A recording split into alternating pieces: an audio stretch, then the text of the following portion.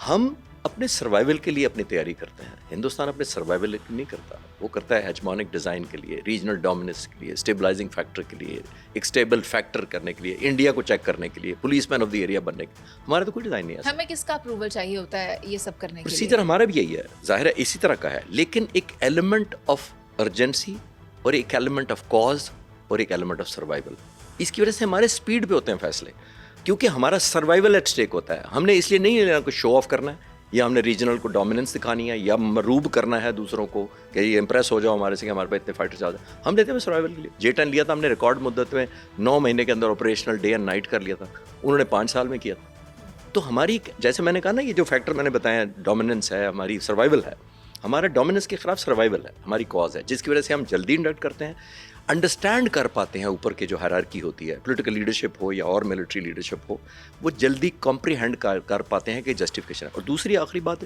दलील पे बेस्ड होता है, एम्बिशंस पर बेस्ड नहीं होता, जिसका मतलब हमें ये भी जहाज़ चाहिए, हमें राफेल भी चाहिए, हमें मिराज 2000 भी चाहिए, हमें तो उनके पास भी है। जी बिल्कुल ठीक है, लेकिन वो अब थोड़ी सी काम होती जा रही हैं जो जहाँ मई में हुआ। आपने इम्प्रेस करने की बात की, तो हमने तो बीजिंग के एयर चीफ को भी कितना इम्प्रेस कर दिया था कि हमने आपके तैयारे इस्तेमाल करके देखें इंडिया की क्या दुर्गत बनाई है। तो वो पाकिस्तान का उन्होंने दौरा किया और उनका नाम है लेफ्टिनेंट जनरल वोंग गैंग। वो आए यहाँ तो हमने उन्हें ब्रीफ किया। सर वो ब्रीफिंग क्या थी? हमने उन्हें कैसे बताया कि हमने क्या क्या किया इंडिया के साथ? वो इत्तेफाक से मैं तो ब्रीफिंग में नहीं था, लेकिन जो मेरी इनपुट है वो सिर्फ वही नहीं थे, चाइना के एयर चीफ नहीं थे सिर्फ जो आना चाहते थे।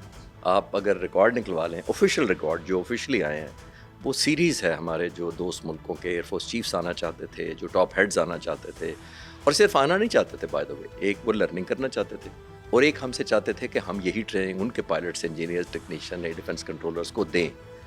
अब मैं ये कंफर्म आपको कर सकता हूँ कि अल्हम्दुलिल्लाह बहुत बड़ी तादाद है इस वक्त मिडल ईस्ट के दोस्तों की और मुल्कों की भी, आपने देख ही लिया, कुछ अनफोल्ड होना शुरू हो गए हैं मुल्क आहिस्ता आहिस्ता, वो हमसे चाहते हैं कि हम उनकी ट्रेनिंग करें रोमानिया और दूसरे मुल्कों में। तो अब क्रेडिबिलिटी है, और मैं अक्सर कहता हूँ कि बिकॉज विक्ट्री हैज़ वैल्यू, आपके प्रोग्राम में कई दफ़ा जिक्र, जब आप विक्टोरियस होते हैं तो आपकी वैल्यू, आपकी कदर, आपकी वक़्त में इजाफा होता है। अमरीकी सदर को ही देख लें, अब वो तो एक अलग पॉडकास्ट कर सकते हैं हाफ उसका। अ सेंचुरी टाइम्स वो बात कर चुके हैं पाकिस्तान जी, की, जी। पाकिस्तान के फील्ड मार्शल की, पाकिस्तान के वजीर आजम की, अच्छा आदमी है, जी। वेरी नाइस मैन, इस किस्म के स्टेटमेंट्स तो ये नरेंद्र मोदी जैसी शख्सियत को तो नहीं मिलते। अगर ये विक्ट्री ना हुई होती तो किसी ने हमारी तारीफ नहीं करी, ये भी आप एग्री करेंगे। हमारी रेलेवेंस बनी है, हमने साबित किया है, या अर्न किया है, बल्कि साबित भी नहीं कि अल्लाह के मदद के बाद, मैं साथ ही ह्यूमिलिटी के साथ कहना चाहूँगा, ज़ाहिर है जिन्होंने भी किया है ये अल्लाह की मदद से ही होता है, लेकिन ये एक वैल्यू ऐड होती है जब आप ताकत अपने आप को शो करते हैं कि हम एक ताकत हैं। दुनिया तो हमें ताकत नहीं मानती थी, वो हिंदुस्तान को कह रही थी, जो मैंने कहा स्टेबलाइजिंग फैक्टर भी वही है, पुलिसमैन भी वही है, चाइना का मुकाबला भी वही कर सकता है, दुनिया उसको फंड करती थी। 4 दहाइयों से उसने दुनिया को कन्विंस किया हुआ था कि अगर कोई चाइना के मुकाबले में इस रीजनल पावर है तो मैं हूँ। अब वो भरम टूट गया, पाकिस्तान ने कहा हम भी एक स्टेबलाइजिंग फैक्टर हैं, हम अगर स्टेबलाइज नहीं करने में हेल्प करेंगे तो ये एरिया स्टेबलाइज नहीं होगा, हमारी कंट्रीब्यूशन होगी।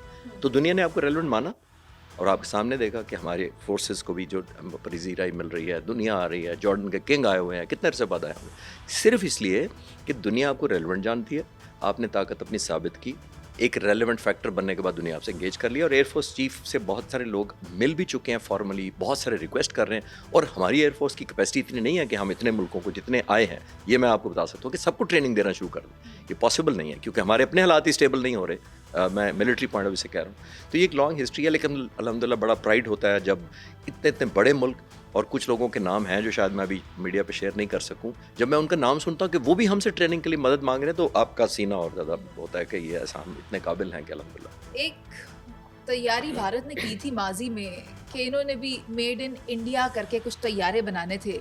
वो मेड इन इंडिया वाले तैयारे आजकल कहाँ पर इन्होंने लंगर अंदाज कहूँ या हैंगर अंदाज कहूँ, क्या कहूँ, किए हुए हैं? आप मुझे बताएं कि मेड इन इंडिया वाले प्लेन्स किधर हैं?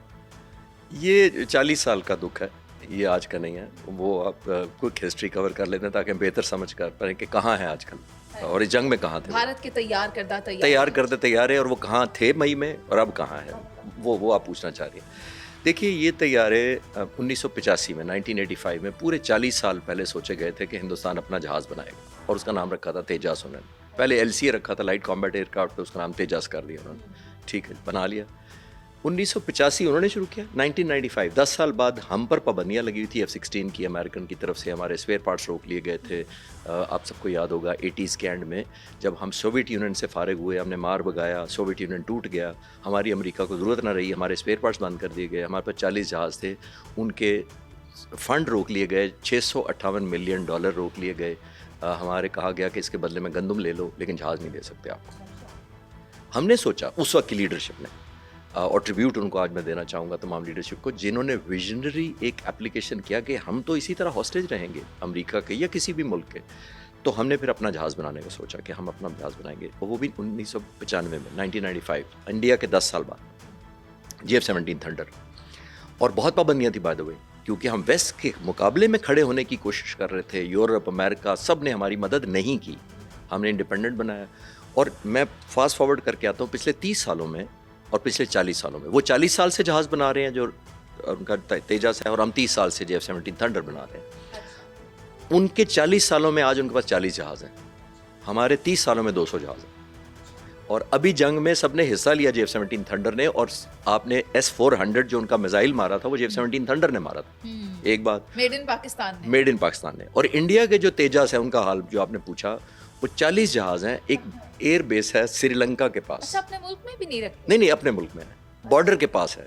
इस श्रीलंका के बॉर्डर के पास, श्रीलंका के नॉर्थ में एक सुलूर एयर बेस है, SULUR, वो बेस है वहाँ पे। वो इतनी दूर है कि हम नहीं वहाँ पहुँचते और वो भी हम तक नहीं पहुँच सकते। तो वो उन्होंने 40 के 40 वहाँ रखे, इस वजह से कि ये जंग के काबिल नहीं। चिश्ती साहब, जिस तरह के अब हमारे घर में एक स्टोर रूम होता है जहाँ हम अपने घर की सबसे फालतू चीज़ें इकट्ठी करके जमा करते हैं, और वहाँ कोई साल में एक दफ़ा जाना होता है, तो इंडिया ने भी उसी तरह अपने तेजास को वहाँ अपने स्टोर रूम में रखा हुआ है कि जिनकी ज़रूरत नहीं पेश आएगी। नहीं, ये एक और फैक्टर भी है। एक और ये फैक्टर है कि उनको अभी तक इंजन ही नहीं पता कि फाइनल कौन सा लगना है इसमें। 40 सालों में उनका एक इंजन है, WS-10 है शायद, वो अमेरिका से मांग रहे हैं। अमेरिका ने वादा किया हुआ है, ना अमेरिका देता है, ना इंजन पहुंच रहे हैं। वो उन्होंने एक रशियन इंजन पहले लगाया था। ये $1 बिलियन वाली जो डील है उसकी बात हो रही है? नहीं, 1 बिलियन ये तो एक स्टैंड अलोन है जो बड़े अरसे से वादा किया गया था कि हम आपको इंजन दे रहे हैं। लेकिन अब कन्फ्यूजन ये है कि हम अपने इंजनों से लगा के इसको चला लें, उड़ा लें, या फिर इंतजार करें अमेरिकन इंजन का। तो वो दरमियान में अभी तक, जिसकी वजह से वो जहाज़ ना इधर हो पाया नहीं। इसीलिए आखिरी वक्त में और करूँ, जब ये जंग खत्म हुई तो इंडिया ने कहा हम एक एडवांस मीडियम कॉम्बैट एयरक्राफ्ट बनाने जा रहे हैं, एमका के नाम से, AMCA, advance medium combat aircraft. इन्होंने कहा अब हम नहीं छोड़ेंगे, हम अपना बनाएंगे। तो उस भी लोगों ने मेरे से पूछा था ये MK क्या चीज़ है। मैंने कहा जिस दिन ये टेक ऑफ करेगा मैं उस दिन देखूंगा, मेरी ज़िंदगी में कर जाए तो मैं बड़ा खुश होऊंगा। लेकिन क्योंकि ये तो 10 साल 85 से चला आ रहा है। 85 से वो चल रहा है, तो अब देखते हैं कितनी देर। और जहाँ आपने बताया कि ये इंडिया एमका बनाने की तैयारी कर रहा है, क्योंकि उसने फ्रेंच एयरक्राफ्ट्स भी चला के देख लिए, और राफेल भी देख लिए, और मिराज भी देख लिए, मिग भी देख लिए, तो वो कर कुछ नहीं सके। लेकिन अगर इंडिया अपने इन तमाम एयरक्राफ्ट्स के साथ निकलता है बाहर के, मैं नुमाइश करता हूँ और मैं इन्हीं सब के साथ पाकिस्तान को जवाब दूंगा, तो पाकिस्तान के पास वो कौन सी स्ट्रेंथ है? क्योंकि आपने हमारे ही एक प्रोग्राम में बताया था कि अगर कंपैरेटिव एनालिसिस किया जाए दोनों फोर्सेस का, दोनों आर्मीज़ और नेवीज़ का, तो इंडिया के पास तादाद में चीज़ें क्वांटिटी में ज़्यादा है, मगर क्वालिटी की बात भी आप बताएं हमारे पास, क्या वो है इनके पास? देखिए मेरे, सिर्फ जहाज़ों को उड़ा लेना तो एक फ्लाई पास्ट में भी उड़ा सकते हैं ना। हम 23 मार्च को उड़ाते हैं।